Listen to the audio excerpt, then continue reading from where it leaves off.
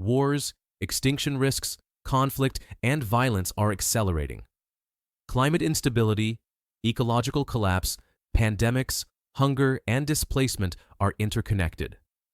Human health, other animals' health, whole environmental health cannot and should never be artificially or mistakenly separated, as it often still is. That is utterly misleading and damaging us all.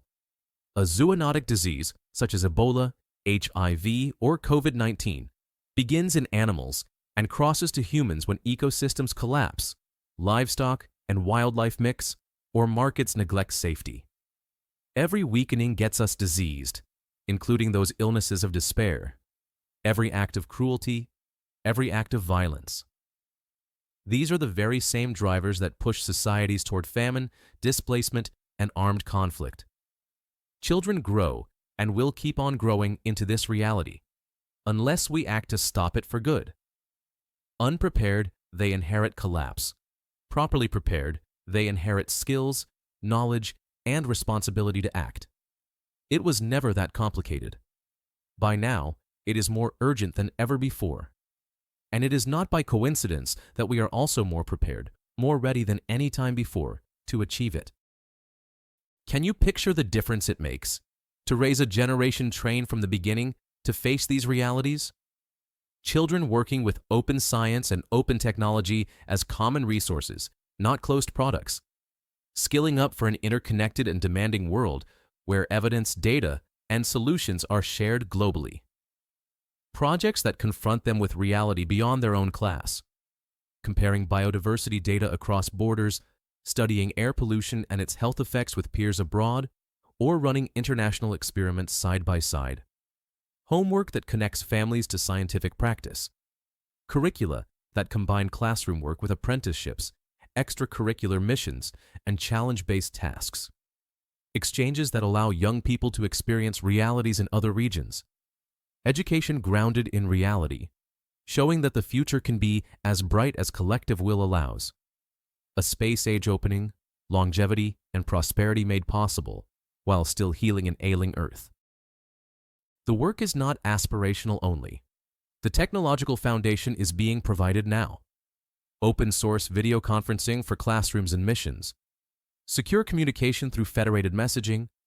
Project management and participatory governance platforms. Multilingual translation systems for cross-border collaboration, survey and data tools for research and decision-making.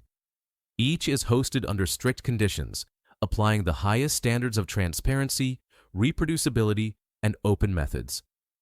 Together, they form an infrastructure that saves cost, avoids dependency on private vendors, and allows children, teachers, and researchers to work with the tools as openly as the science they practice. This infrastructure makes it possible to implement strict scientific methods in real education.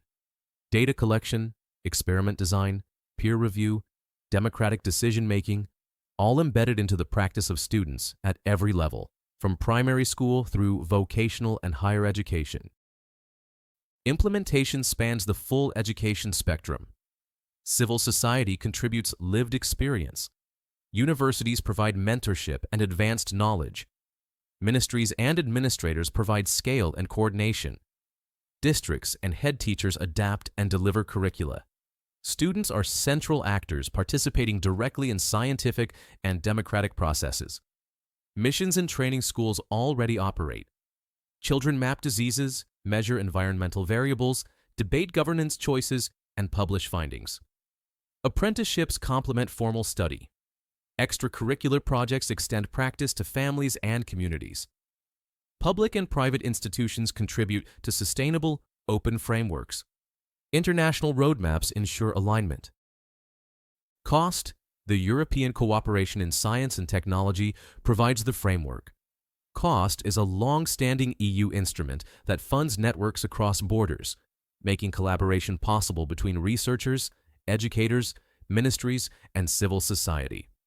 Member states, cooperating members, partner members, and near neighbors all participate.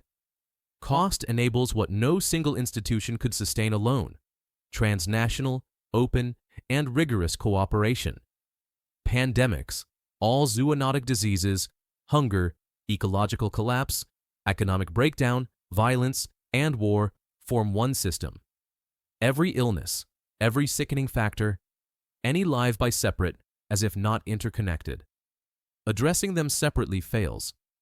Training the next generation to confront them together using open infrastructures and strict scientific practice creates resilience.